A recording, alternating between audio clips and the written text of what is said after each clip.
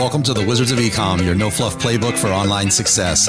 Each episode is fully packed with actionable tactics you can implement in your business right now. Take your life to a higher level and excel in your online success. It's time to work on you and your business. Let's do this. Hi everyone, welcome back to Wizards of Ecom. My name is Lynn and I'll be your host today. We are joined by Michael Gavin, founder of No Limit Email Marketing Agency, I'm quoting now, your email marketing partner with a diverse line of consulting services and ready-made email solution for all kinds of e-commerce niches. Michael, welcome to the show. Hi, it's very nice to be here. Well done. Thank you. Very nice to have you on the show, Michael. Last time, I think a month ago, you presented to our advanced group, and I found your presentation super interesting. And what I especially loved about it is that you have a background in selling. So you are an Amazon seller, you started there, and then you transitioned into email marketing. If you can give a short background to that, would appreciate that.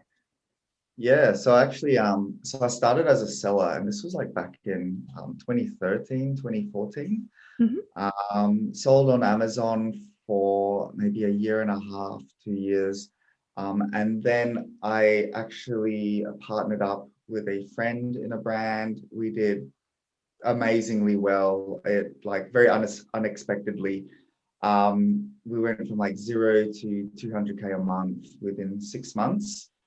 And so we were both really blown away. And then we ended up like moving to the States, and we ended up partnering into a few more skincare brand lines.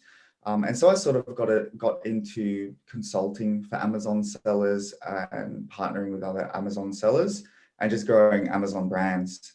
So I did that for maybe, 4 or 5 years, and learned a lot about Amazon, of course, but also learned a lot about marketing in general and selling off of Amazon and sort of having to build that fortress outside of Amazon to make sure that you really solidify your Amazon sales channel, right? Because Amazon is a sales channel in itself, right? It's not your whole business, you know. It's not everything, and it's really good to build outside of it so that you can keep on competing and dominating on Amazon and really support it.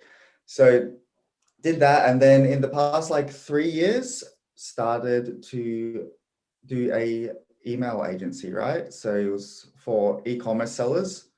That's what we wanted to focus on, and it made a lot of sense because, you know, with all the Amazon work I was doing, I had a lot of copywriters already on my team. I already knew a lot of Amazon sellers, and so I thought this is like kind of like a perfect pivot, somewhere to go. And we can still help Amazon sellers. And I know, you know, one of the big problems or bottlenecks for Amazon sellers was they could get on Amazon, which is great. And Amazon's great that way because you can get on there fast, you can get your product out there, you can get it selling. But they always had trouble trying to build off of Amazon or sort of diversifying the way they would launch products and, you know, building up their own audience and customer list. And so, yeah, our first like 4 clients were all Amazon sellers. A lot of our clients now are Amazon sellers, and we help them to grow their list and then show them ways that they can not just sell off Amazon, but also start using that list to launch on Amazon so that when they do have a new product, they can launch really quickly and effectively without having to do a lot of the other traditional methods that people are doing right now. So yeah, that's the story. That's amazing, and thank you so much for sharing. By the way, I'm terrible at like small talks, you know. I'm starting right away, and the reason why I started with I wanted to hear the story behind first off is because I feel that most sellers are exactly as you described. They are starting on Amazon and that's all they know, you know. And the reason I wanted to have you on the show is because you started there, but you also see the importance of what is email marketing, or the value it can bring to your company, especially if you're starting out one product, you know, you're barely a brand, and then thinking, oh, maybe I can become a brand. Oh, maybe I'm bringing the second, you know, like building on top of that. So this is yeah, the main reason I wanted to have you on the show. And in your words, what is email marketing, or how would you describe someone who just started or have a little knowledge about email marketing? What is it like in the way you describe it as an e-com seller, I would say? Yeah. So in simple terms, a lot of what you'd call Amazon, your customers on Amazon. Well, your customers on Amazon, they're Amazon's customers, right? That's who they really belong to. And even when you're doing like Facebook ads and Google ads, it's not your owned channel. So like email, I guess you call it, is your owned channel. You own that channel. You own that list. That list is yours to do whatever you want. Amazon owns their customers. We hear it all the time. An account gets shut down or a listing gets suspended, and it costs so much money. When that happens, you're losing money. So it costs your business money. With Facebook, your business manager account can get shut down, or the algorithm changes all the time. Same with Google. So you don't own those channels. Those channels can be taken away from you whenever they want. But when you have email, you own that channel. So you have a list of people, and it's pretty much, you're just looking at it like a database. Like, this is my customer list. This is my database of people who are interested in my brand, who want to buy from my brand.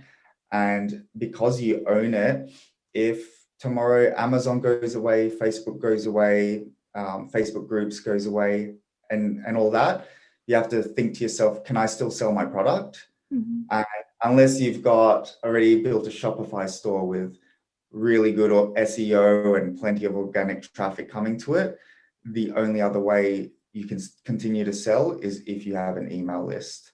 If you have an email list, you can send them an email, you can direct them where you want, you can promote to them any way you want. You can keep making money, basically. So I think that's the best way to describe it. It's a database that you own. And it's all yours, and you don't have to worry about it disappearing tomorrow. Love it. Only if there's no internet anymore in this world, then hopefully that's the latest thing. The apocalyptic, it's like that. All right, so you explained what email marketing is. Now a follow-up there, it would be like, where do you start if you are hearing, for example, this podcast today and say, holy shit, this is it, this is what missed in my business. How and where would you start? Cool. So, I mean, it would be good to just set up a basic Shopify store, which can be super easy and super quick. Done is better than perfect, I always say. Just get things done, execute, don't get paralysis by analysis. So get up a Shopify store, connect it to like Klaviyo, which is what we recommend for email marketing software. And then the next big thing, right, for anybody is, of course, building up that email list. So if you're on Amazon, there's quite a few ways. Product inserts. A lot of Amazon sellers know about product inserts.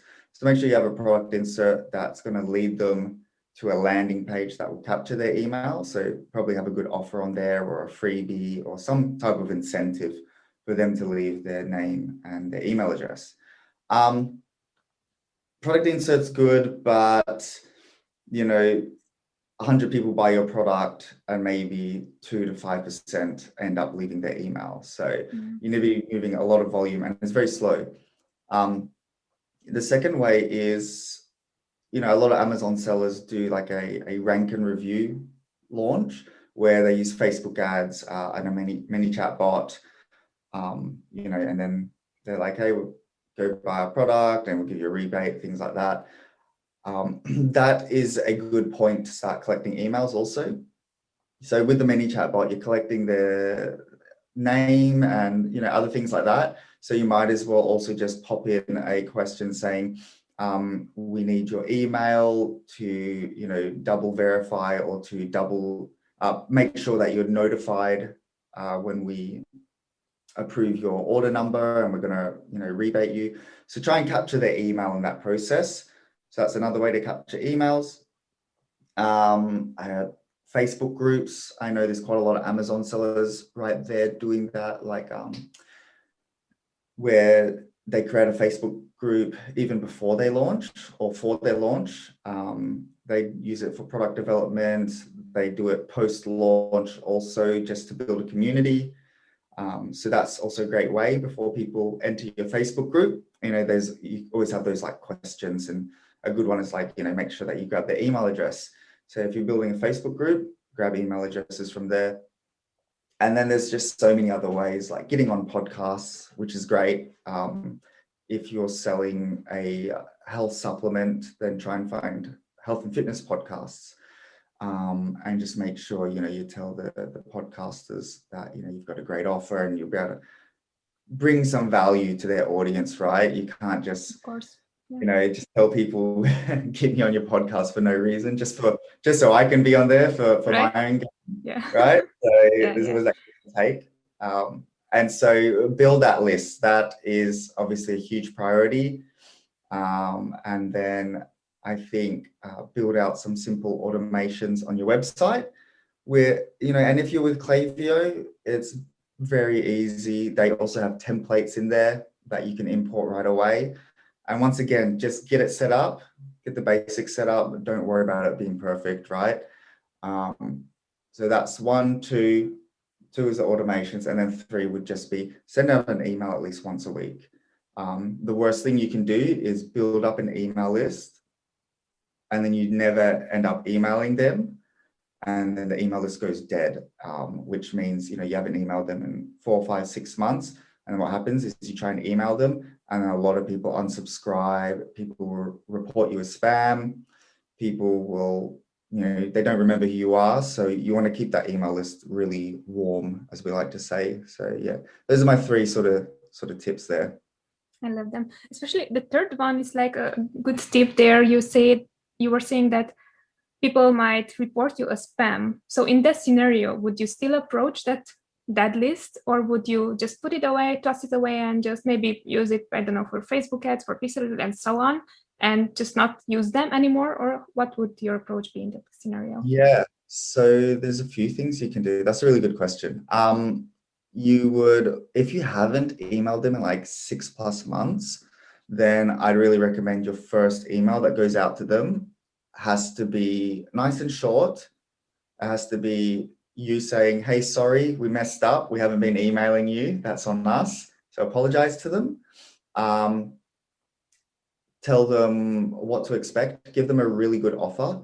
So you want to go to them and be like, here's like a really irresistible offer for you. Because if it's just content, or if it's just here's 5% off, you know, people aren't going to pay attention too much and they're going to unsubscribe or report a spam. But if you can say, hey, we're sorry, and here's like 50% off to say we're sorry, you know, please come back, then, you know, people are going to be attracted to that. They're not going to just go unsubscribe and they're going to go, oh, 50% off. All right, I'm going to go to the store, I'm going to buy something. And now they've re-engaged with you, right? So now they're warm again. And I would also recommend, after you give them a nice offer, to actually under it, give them a big button where it is actually very, very easy to unsubscribe.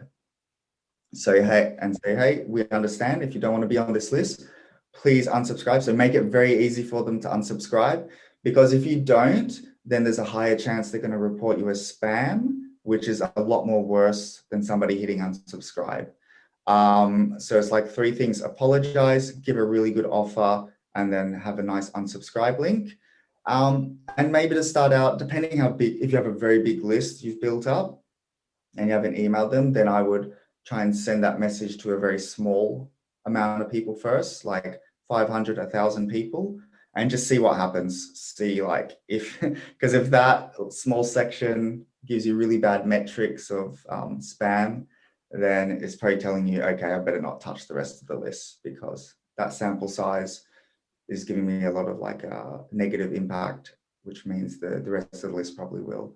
So yeah, there's that. And then, as you actually said, you can also at the same time, while you're running that, because not everybody's going to see the email, not everybody's going to open it, you know, your email inbox is like super messy. I'm sure, like mine is.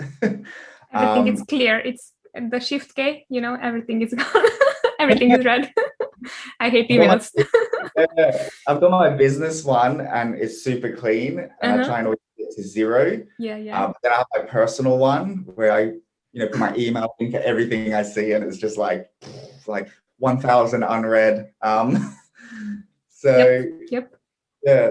And so what you said is load up that email list into custom audience on Facebook and just start advertising to them a really good offer. And because then they're back top of the funnel. And then if they click on your ad, re-engage with your website, then they're re-engaged. So you kind of got two backup things there.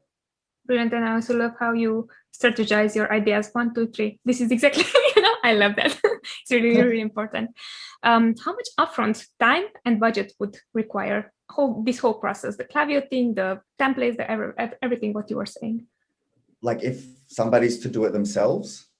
Yeah, let's say that you're doing it yourself until you understand before hiring out, I would say. So if you're doing it yourself, like Shopify is relatively cheap. It's a SaaS. You'd expect to pay the same for any other sort of program. And then Klaviyo, the good thing about Klaviyo is they charge you based on how many people are in your email list, which is really good, because if you do have quite a few people on your email list, you should be making money from that email list, and that should pay off the Klaviyo accounts very easily. So those are really the only 2 things you have to pay for, just Shopify and Klaviyo, and then you're set and you're good to go. Time dedicated to it, I think like with anything else, when you first start, there's that learning curve, right? I mean, you're setting up Shopify, you're gonna have to Google, you might watch some YouTube videos, or you might watch some Shopify tutorials on their website. And so that's going to take a bit of time. Same with Klaviyo, setting it up. Once it's all set up, it's pretty set it and forget it. Klaviyo, you have the automations, which is set it and forget it. So that's things when someone comes to your site and there's a pop-up for 10% off. And they're like, and it's a good way to obviously capture email addresses, 10% off or free shipping if you spend over $50. And then they put in their email. And then in Klaviyo, you should have an automation set up to just send them a series of like 5 emails over 2 weeks. And another automation would be the abandoned cart. So if somebody is going to check out, then they don't finish checking out, then it triggers Klaviyo to send like 4 to 5 emails over, 7 to 2 weeks, 7 days to 2 weeks. So you've got those, which is set it and forget it. And then once again, the only thing you have to worry about is sending out those broadcast emails. So, and as I said, like just start like 1 a week, right? If you're already making content for your product, if it's a blog on your website, if you're posting in your Facebook group, wherever it is, if you've got a social media channel. So to keep it easy, if you're posting something out on any other channel, just go, okay, I'm going to take this and then turn it into an email somehow, shorten it, lengthen it, and that's my email out for the week. So yeah, I mean, price and time, it's not too much of an investment, right? But there's a learning curve. Yeah, brilliant.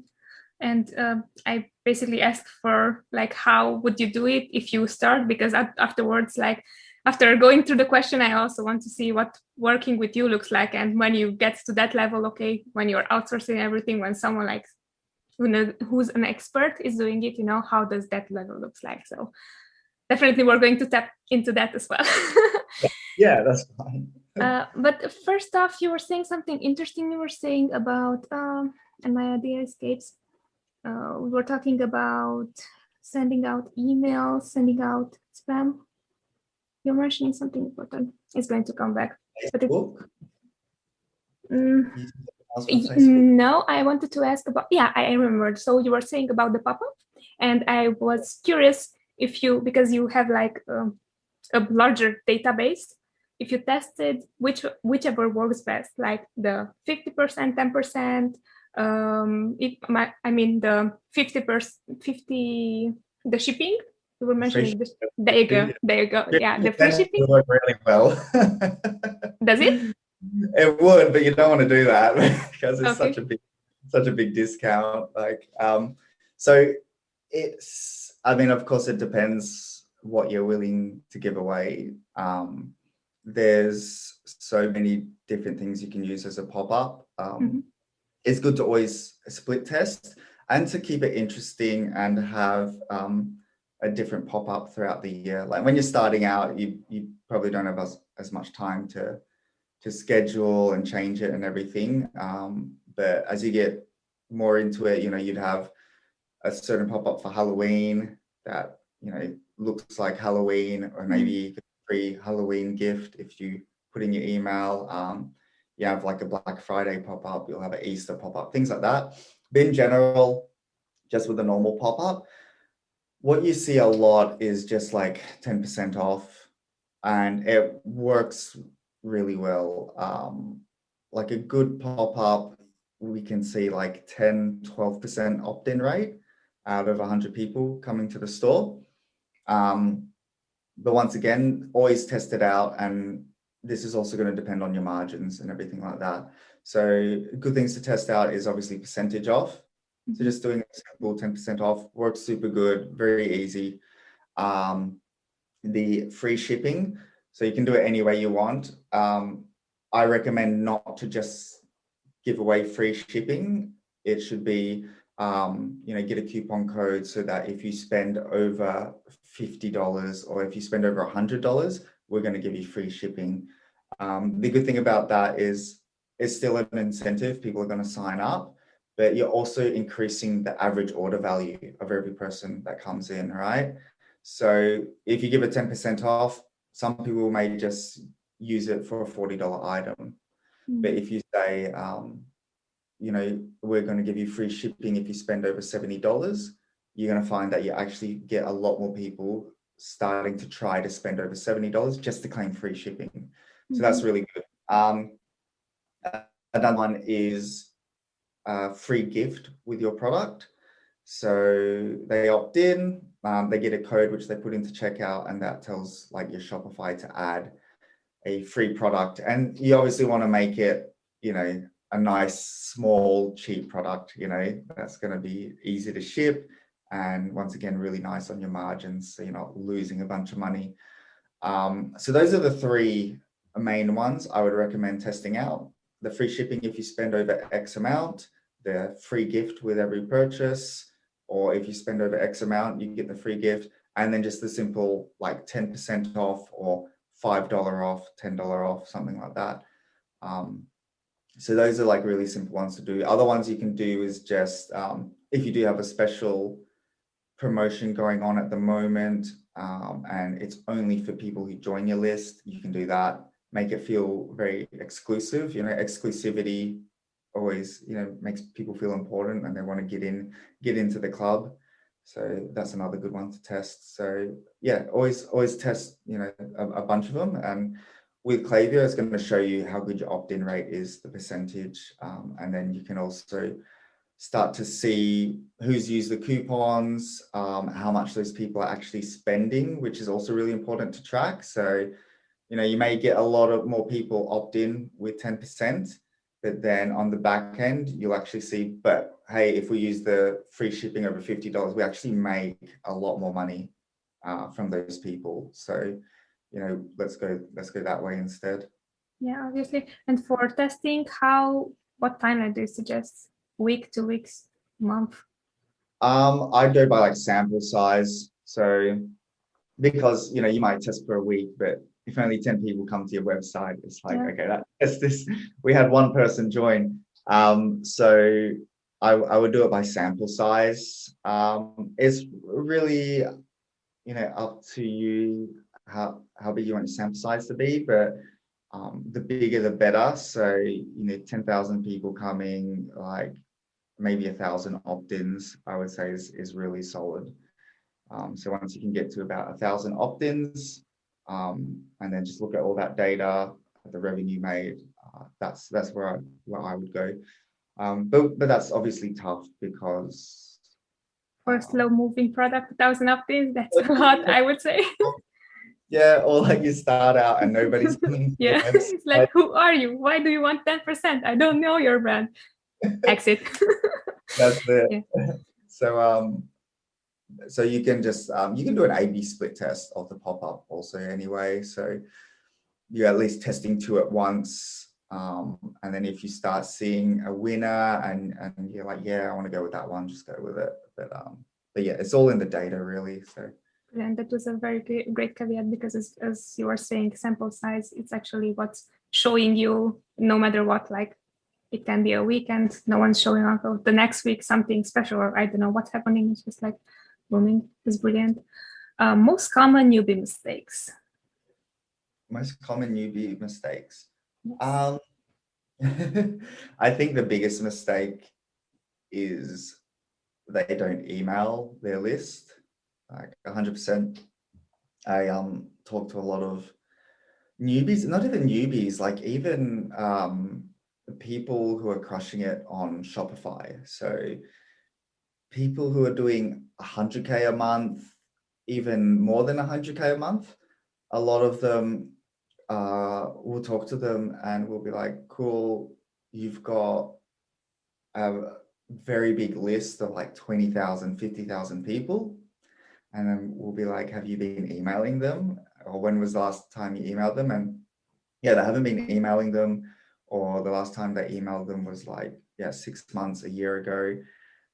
And it's just like, oh man, what are you doing? Because like you're sitting on a gold mine, you're sitting on a mountain of cash, and all you have to do is send an email and you're going to make, thousands of dollars like really easily, especially if they're engaged. Like we have some clients who have, like an email list of 7,000 to 10,000 people, and we can send an email out, and it doesn't have to be a big promo. Sometimes it's just we're back in stock with these items, or it can be a 10%, get 10% off just the chocolate collection. And it's only 7,000, 10,000 people on that list. You send out an email and, we can easily make $2,000, $3,000, $5,000 just from one email. And so sometimes it like baffles me why you're not sending emails, because they don't know the value. This is why I wanted to have you on the show, because yeah. all the time, Carlos is all the time like email marketing. This is how I became a 9-figure seller, email marketing. I learned how to do that, but most people don't know what email marketing is. It's this like, at least understand this much, and then decide, is this something you want to have for your business, or you say, whatever, because it's super, super, super cool. So you were talking about, okay, the huge possibility of gaining so much money. How or where, what's the normal expectance? Like, okay, I'm starting, I have 1,000 people, let's say, in my email list. What's the realistic expectation there to gain from that 1,000 email subscribers?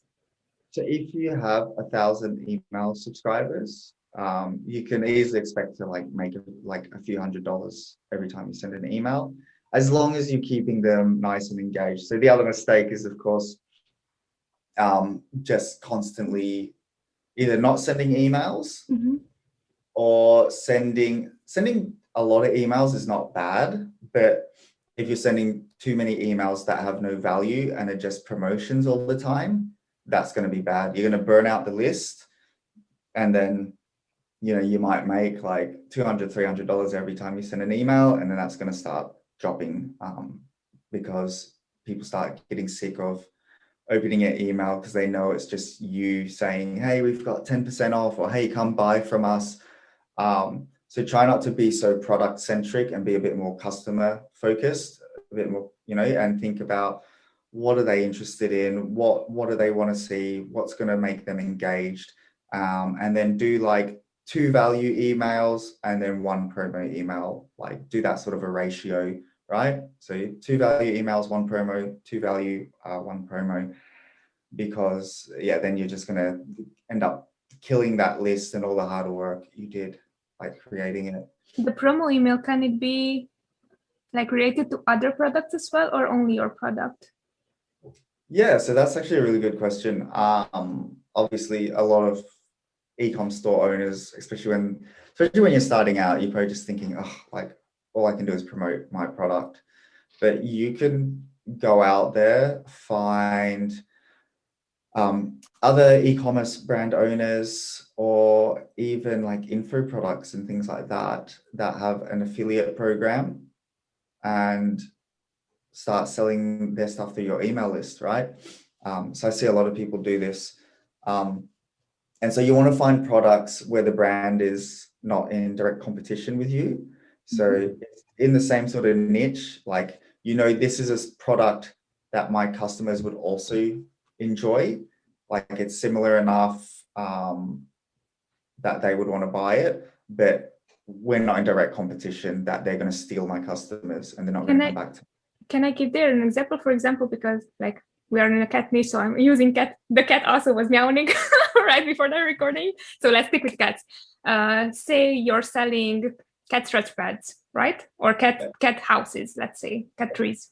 And a small product to that, would it be a cat toy, but it's still referring to, or is that too far enough? Because you were saying it should be complementary, but not direct competition. So with yours, if it was like a cat bed, well, first I think like, are you going to start selling cat toys in the future? Because a cat bed and cat toy, I mean, it's kind of similar. So what I'd recommend for you is that you find a cat food, right? Because cat food, like cat beds, easy to create. Cat food, you're going to it's totally something different. It's like food, you have to find a completely different type of manufacturer. If, it's completely different type of product development, like you may never be, in your next 2, 3, 5-year plan, you're probably like, I'm never going to sell cat food. So what's a brand that I love to give my cat, that I really believe in, that's super clean and healthy and is not like normal cat food? And yeah, find a brand that you really love, see if they have some type of affiliate program. If you can't find it on their website, contact them. And then, so I would sell something like cat food. That would be good.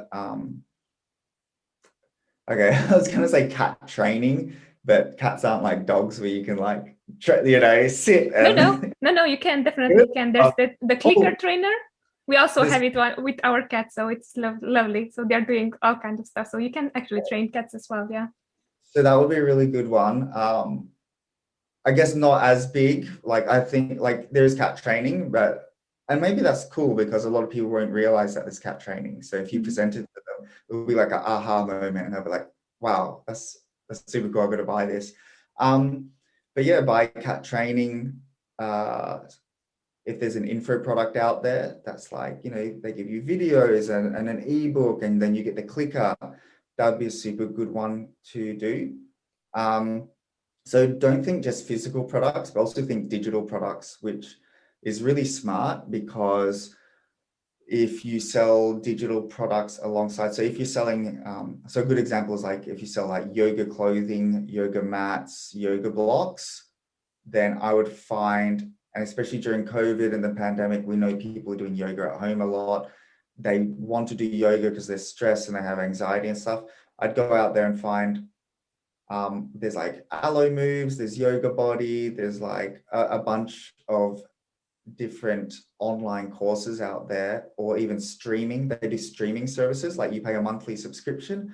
You can go to them, get their affiliate code partnership, and sell that to your audience. And the great thing about that is, because it's a digital info product, typically the commissions on it are 50%, right? Where like a physical product, they're like, I will give you 10% of it, because they got to pay for cost of goods, they got to pay for shipping, they got so many overheads. But in info products, like, it's just like, whoop, and sends to the email, right? So you get 50% commission.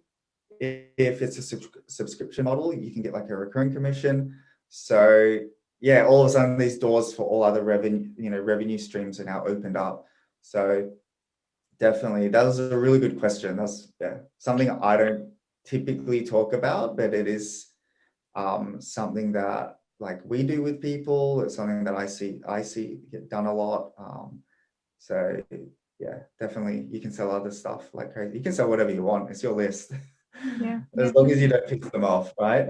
That's why I love it, because also like most people are saying, okay, it should be something that it should be your stuff. It should be like brand, but you have maybe one product, maybe two products, and like they don't want that because they already have that. So what else? Because you want to bring value. So, and truly you want to bring value, not just like, because you put yourself in their position. Would I open this email? Probably not, or probably yes, so definitely. I love that you were also mentioning. Also the affiliate marketing part, I think that's a really good part as well, because that's also one extra stream of income that you haven't had beforehand otherwise.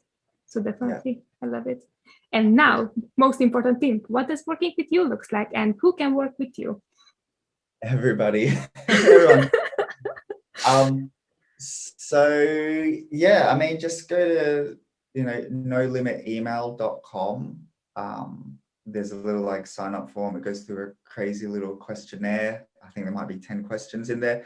And yeah, anyone can come work with us really. Like, obviously we have a specific clientele that we like to work with, especially in the long term. It's great to work with people who understand the value of email, who understand business and marketing, and they're flexible and they're happy for us to, take over the email marketing and trust us to do that and be like, here's, you guys take over the email, you're good to go. And, they're not always trying to change everything we do, things like that. But like revenue wise and what stage you're up to, it really can be anything, right? For two reasons. If you don't have anything set up, like even know your email list, we can help you with that. If you're just set up a little, or you want to get your Klaviyo set up, we actually have a package specifically for that, for startups, for people in the beginning phase who just want everything set up from scratch. So that's creating their Klaviyo account, connecting the Klaviyo account, putting all the tracking codes into Shopify, and then connecting it to your Facebook Ads Manager even, so that the data goes from Klaviyo straight to that, and then setting up your automations, the copy, everything. So that's like a really good package. And then we have like ongoing retainer also. So if people want to start going month to month, then that's possible also. And it's all like A to Z, like Amazon. Sounds great. Yeah. So we do take over the strategy, the copywriting, implementation, design. Yeah, everything you need, so that you don't have to think about it. It's really off of your mind. Say I'm coming to you, new client, how long would the process be until it's ready to go? Yeah, so for the startup package, it's basically 2 months. It's a 3-month package, but everything's really set up and running by month 2. And we just use that last month to keep looking at everything, making sure people are going into the right flows and they're making it all the way through. They're not receiving they don't go to an abandoned cart, and then something happens in the back and they receive like 10 emails at once, right? And then they're just like, what the hell? So looking at that, making sure everything is working properly and functional, and also just doing some optimization. So it really happens in just 2 months, right? That's us doing the customer research, copywriting, putting everything in, making sure that you're generating revenue like as quickly as you can, so that you can see the fruits of the labor even by month 3. That's, I would say, pretty quick. So let's do it. Are there any questions that I should have asked and I haven't? No, I think you did really well. I think you even asked questions that I didn't even think about. So that was cool. And I think, like, as you said, a big thing is a lot of people kind of don't see the value of email. And like, that's the thing. I was like that before I got into email marketing. And then like opened it. Forgot what the tipping point was, but I was in the mindset of who checks their emails, because I'm one of those people who don't. And then because, you think, well, no one else really checks these promo emails or anything, because I'm signed up to like 10 e-commerce emails that, I try and look at and buy from their store. But I hardly check them. I do every now and then. And then I learned about email marketing, and then I learned how much money sellers were making through email marketing. And as soon as I found that out, I was like, that's crazy. Like, how's that even possible? And then that sort of really got me into it. And I think the other really good thing about it is just that it's very predictive. So I think that's probably the other thing I'd probably like to say about email marketing, is that it's super predictive. Where, Facebook, you have to constantly refresh your creatives, your ads get burnt out, you have to try new angles and test new images, and it can take a month for Facebook's algorithm to start learning and kick in, and there's all these things that go into it, and you need a good amount of ad spend to get the conversions you need to train the pixel. And, so many things can go wrong. With email, it's kind of like, well, I know I'm going to generate 20% of your revenue from email very easily. And, we know that if we send out an email, we're going to easily make $2,000 to $5,000, and that every month we can consistently make this amount from email. So it's very predictive,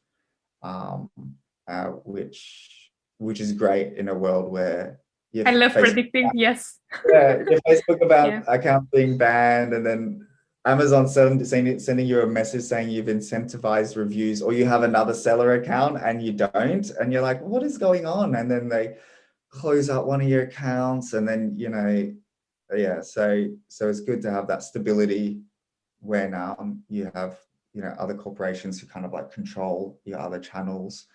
So I think that's it. That's brilliant. You did amazing, and thank you so much. I love when someone is saying that I have good questions, because it's like, yay, I did well.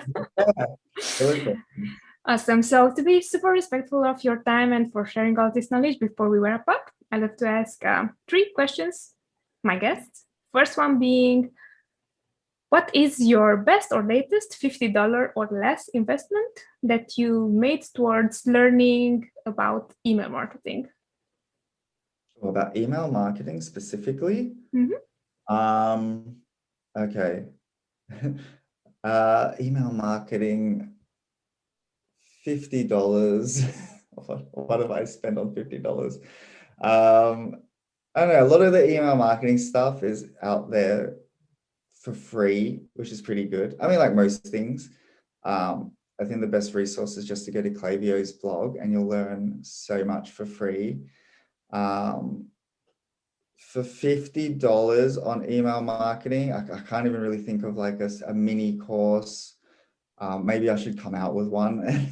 There you go. I want the affiliate link for that. We're going to push you. So I mean, for email marketing specifically, I probably couldn't say. I mean, recently I did buy a copywriting book, which I guess is quite related to email marketing, right? It's called Great Leads by Michael Masterson. It's probably one of the greatest copywriting books out there. So many marketers have read it. It's super important to understand how to talk to your audience. And so, I mean, it's great for email, but it's going to be great for your Facebook ads and every other sort of marketing that you do.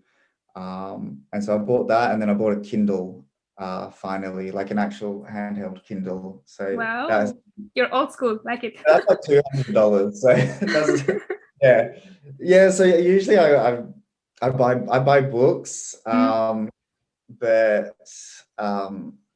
I read the books, or I'll read the Kindle on my laptop. But I've been meaning to buy like a normal Kindle for a while, and I bought it and I love it. I've been reading every night now, which is awesome.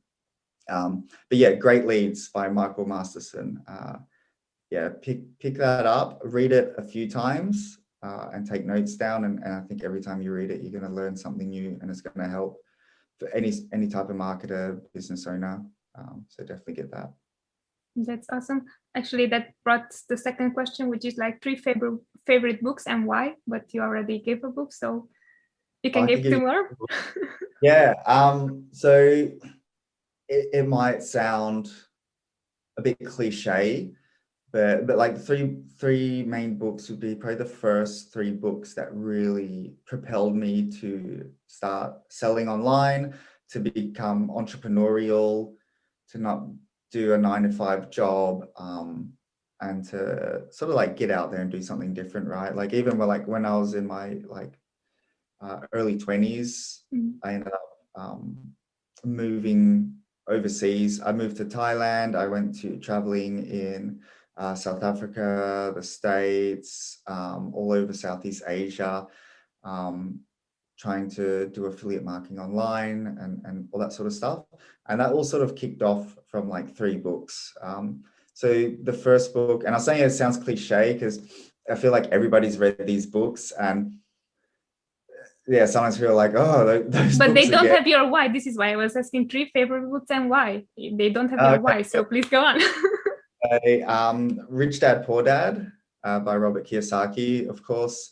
Like, you grow up with a very fixed idea of the world and how it works and what a job is and how you make a living and money and what money is, how to handle it and how people use it. And I read that, and that was like, wow, like totally, flipped everything on its head and my perspective on work and how you make money. So Rich Dad Poor Dad.